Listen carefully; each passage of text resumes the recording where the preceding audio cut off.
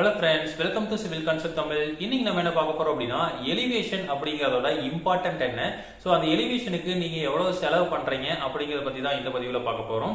So elevation அப்படிங்கிறது வந்து ஒரு வீட்டுக்கு அப்படிங்கிறது ரொம்பவே முக்கியம். ஏன்னா வந்து நம்ம ஒரு கனவு வீடாக தான் வந்து நம்ம கட்டுறோம். ஸோ ஒரு வீடு கட்டுறது அப்படிங்கிறது பல பேர்த்தோட கனவாக இருக்கும். ஸோ அந்த கனவுல பார்த்தீங்க அப்படின்னா நம்ம ஒரு கொஞ்சம் கொஞ்சமாக காசு சேர்த்தி நம்ம ஒரு வீடு கட்டுறோம்.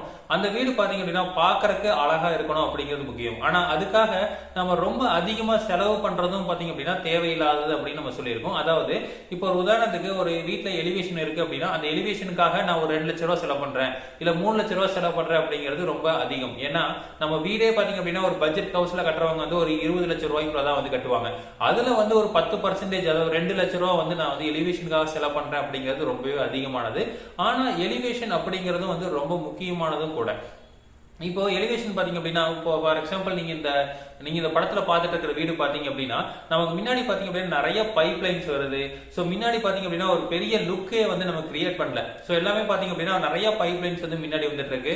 ஸோ இது வந்து ஒரு ரெண்டல் பர்பஸ் விடுறோம் அப்படிங்கறக்காக வந்து நம்ம நிறைய பைப் லைன்ஸ் வந்து நமக்கு வெளியில வர்ற மாதிரி வந்து பிளான் பண்ணிருக்காங்க அப்படின்னா, ஸோ இது வந்து ரொம்பவே தப்பு அப்படின்னு தான் நம்ம சொல்லணும். ஏன்னா நம்ம வந்து என்னதான் ரெண்டல் பர்பஸ் விடுறோம், என்னதான் வந்து நம்ம லுக் வந்து நல்லா இருக்கணும் அப்படின்னு நம்ம விரும்பல அப்படின்னாலும், ஸோ ஒரு பாக்குறதுக்கு ஒரு வீடு அப்படிங்கிறது வந்து நல்லா இருக்கணும் அப்படிங்கறதா வந்து எல்லாத்தோட இதா இருக்கும். ஸோ ஃபர்ஸ்ட் இம்ப்ரெஷன் அப்படிங்கிறது வந்து அந்த வீட்டை பார்த்தோன்னே வர்ற ஒரு லுக் தான்.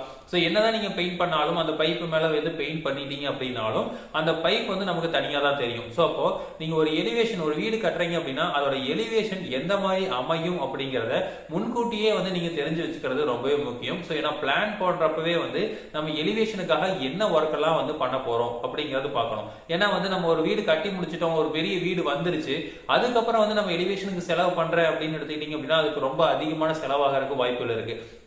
ஸோ அப்போ ஃபர்ஸ்டே வந்து நம்ம பிளானிங் ஸ்டேஜ்லயே வந்து நம்ம எலிவேஷனுக்கு ஏதாவது வந்து ஒரு பில்லர் முன்னாடி வைக்கணும் அப்படின்னாவோ, இல்லை வந்து ஒரு ப்ரொஜெக்ஷன் கொடுக்கணும் அப்படின்னாவோ, இல்லை வந்து சிட் அவுட் முன்னாடி நீட்டி விட்டு அந்த சிட் அவுட்ல வந்து நம்ம முன்னாடி கிரில் வைக்கிற மாதிரி, இல்லை பேராபெட்ல கிரில் வைக்கிற மாதிரி, இந்த மாதிரி நிறைய சின்ன சின்ன சிம்பிள் எலிவேஷன் டிசைன்ஸ் எல்லாம் இருக்கு.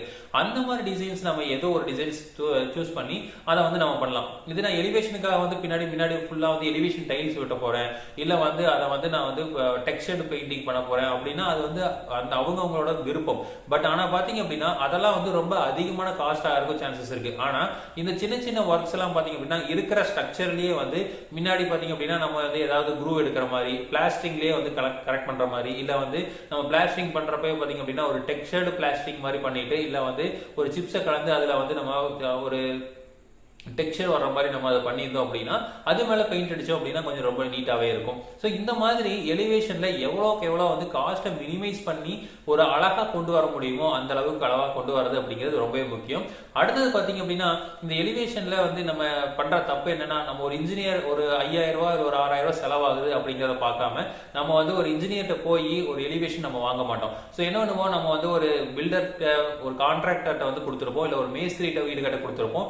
அவரு சும்மா வந்து லைன் பிளான் போட்டிருப்பாங்க. ஸோ அப்ரூவல் போற மாதிரி இருந்ததுன்னா நம்ம வந்து ஒரு இன்ஜினியர்கிட்ட வந்து பிளான் அப்ரூவல் வாங்குவோம்.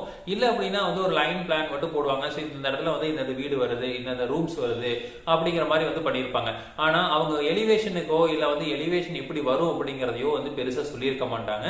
அப்ப வந்து நம்ம என்ன பண்ணலாம் அப்படின்னா ஒரு பிளான் பண்ணிட்டீங்க அப்படின்னா அந்த பிளானை வந்து ஒரு இன்ஜினியர்கிட்ட கொடுத்தீங்க அப்படின்னா கண்டிப்பா வந்து ஒரு எலிவேஷன் போட்டு தருவாங்க. அந்த எலிவேஷன் ஒரு 2-3 டிராயிங்ஸ் போட்டு தருவாங்க. அதுக்கு வந்து ஒரு 5000 இருந்து ஒரு 6000 ருபீஸ் வந்து சார்ஜ் பண்ணுவாங்க, அவ்வளவுதான். ஸோ ஒரு ஃப்ளோருக்கு எடுத்துக்கிட்டீங்க அப்படின்னா ஒரு 2 டிசைன் இல்லை 3 டிசைன் போடுறதுக்கு ஒரு 5000 இருந்து ஒரு 7000 இந்த மாதிரி தான் வந்து சார்ஜ் பண்ணுவாங்க. ஸோ அதனால உங்களுக்கு ஒரு பெரிய வந்து லாசஸ் வந்து கிடையாது. ஆனா வந்து என்ன பண்ணலாம் அப்படின்னா உங்க வீடு வந்து ரொம்ப அழகா இருக்கிறதுக்கு கண்டிப்பா வந்து உதவியா இருக்கும்.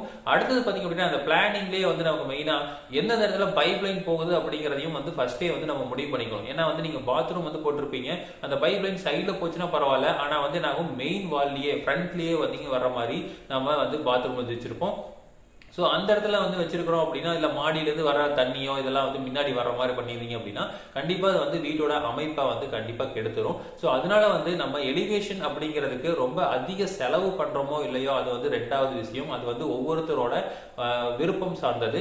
ஆனால் எலிவேஷனில் பார்த்தீங்க அப்படின்னா நமக்கு வந்து அன்வான்ட் திங்ஸ், அதாவது பைப் லைன் வரதோ இல்லை தண்ணி பைப் கொண்டு வரது, இல்லை வந்து வேற ஏதாவது வந்து நம்ம பெருசாக எலிவேஷனுக்காக வந்து எதையுமே பண்ணாமல் வெறும் வந்து ரொம்ப பிளைனாக விடுறது, இதெல்லாம் பார்த்தீங்க அப்படின்னா நம்ம வந்து நம்ம வீடு வந்து ரொம்ப அழகா காட்டுறத தடுக்கிறதுக்கு உண்டான ஒரு செயல்களா இருக்கு. அதனால நம்ம எலிவேஷனுக்கு வந்து நீங்க ஒரு 5000 இருந்து 6000 வந்து செலவு பண்ணீங்க அப்படின்னா 3D எலிவேஷன் போட்டு தருவாங்க. அதை வந்து நீங்க உங்க கான்ட்ராக்டர் கொடுத்து இம்ப்ளிமெண்ட் பண்ணீங்க அப்படின்னா உங்க வீடு பார்க்கறதுக்கு அழகா இருக்கும். ஸோ எலிவேஷனுக்கு நீங்க அதிக செலவு பண்ண வேண்டாம். பட் ஆனா என்னன்னா அந்த எலிவேஷனுக்காக கொஞ்சம் வந்து சிரத்தை எடுத்து நம்ம கொஞ்சம் செலவு பண்ணி அந்த எலிவேஷனை அழகா கொண்டு வரக்கு எவ்வளவு முயற்சி எடுக்கணும் அப்படிங்கறதா வந்து எங்களோட கருத்து. ஸோ இதே மாதிரி இன்ஃபர்மேஷன் உங்களுக்கு தொடர்ந்து வேணும் அப்படின்னா எங்க சேனலை சப்ஸ்கிரைப் பண்ணுங்க. தேங்க்யூ.